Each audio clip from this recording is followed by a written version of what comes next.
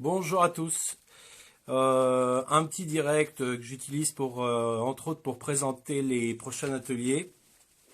Vous dire ce dont on parle en ce moment, sur quoi on travaille. J'ai noté donc les points principaux qui reviennent et qui sont importants. C'est beaucoup sur, que ce soit en atelier d'ailleurs ou en individuel. Bien sûr, le gros travail, c'est la peur de l'inconnu.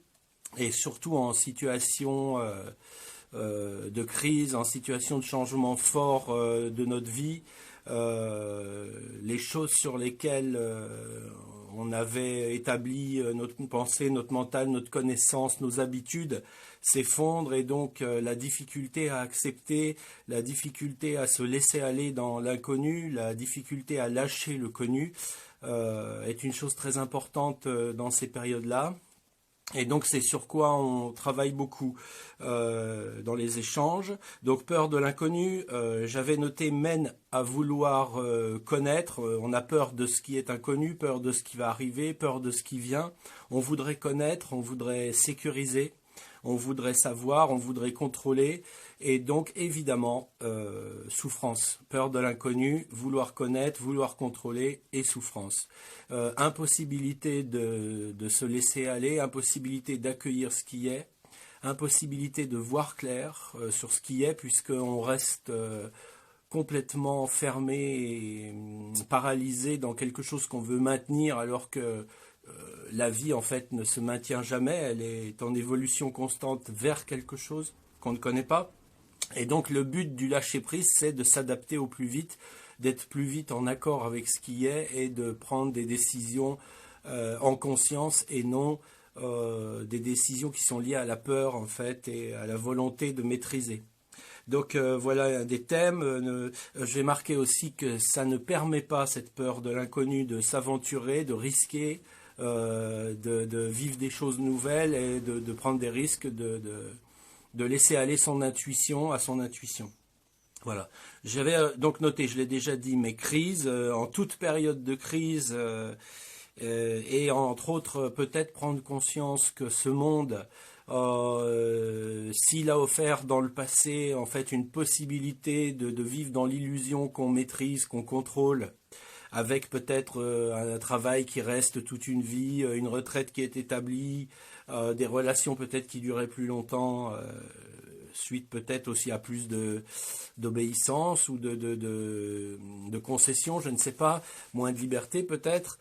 En fait, toutes ces choses aujourd'hui sont énormément dérangées par un système, une société qui est très qui va sur sa fin et qui est en changement, qui est en perte de ses fondements en fait, et donc c'est à nouveau de l'inconnu, c'est à nouveau quelque chose où il faudrait lâcher pour créer du nouveau, pour s'aventurer vers quelque chose d'autre.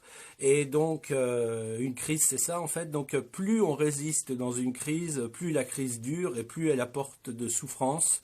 Et plus on s'ouvre à regarder ce qui est et à trouver dans la confiance en soi ce que l'on peut faire, plus le changement est rapide et plus le problème est résolu vite. Voilà, donc crise, peur de l'inconnu, crise. Ensuite, quelque chose aussi où j'insiste beaucoup dans les derniers échanges,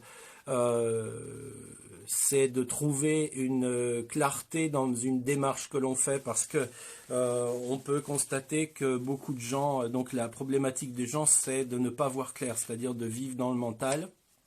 Et ce qu'on découvre, c'est que ce n'est pas différent en fait quand ces personnes font une démarche spirituelle, c'est-à-dire qu'elles sont toujours dans un brouillard et en fait il est très important de pouvoir prendre conscience de ma démarche, prendre conscience de trouver dans moi ce que je cherche, trouver dans moi ce que je veux et aller regarder, penser, analyser dans moi sans conditionnement, donc avec clarté. Et ça, c'est souvent quelque chose qui n'est pas fait.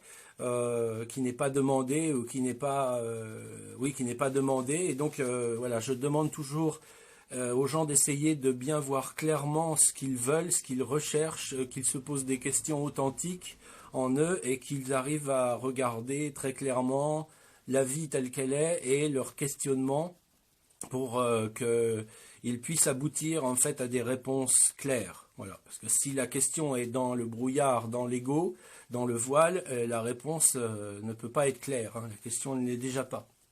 Voilà. Donc voilà pour les prochaines rencontres. Je vous redonne donc les dates des petits ateliers spirituels qui ont lieu par Skype toutes les semaines en petits groupes dans lequel on échange, on traite des différents points et vous pouvez poser des questions sur ce qui sur ce qui demande à être éclairé dans vous ou comment parvenir à plus de lâcher prise, de vie et moins de résistance. Donc, et sinon, il y a par ces ateliers par Skype des rencontres toute l'année en individuel dans lequel je peux vous aider à voir plus clair dans votre vie et à vous libérer en fait de la dualité, de l'ego, de l'orgueil qui paralyse et qui vous empêche de vous laisser aller, d'avancer, de suivre votre cœur. Donc voilà, les dates sont le 2 juin, mardi 2 juin à 20 h pour les groupes en Skype ou par internet où il n'y a pas forcément besoin de Skype. Hein. Le 5 juin à 20 h, ça doit être un vendredi. Le 8 juin à 20 h, je crois que c'est un lundi, par Skype, atelier groupe. Et le 12 juin, un vendredi peut-être, si je ne me trompe pas, à 20 h par Skype ou par le navigateur de votre ordinateur.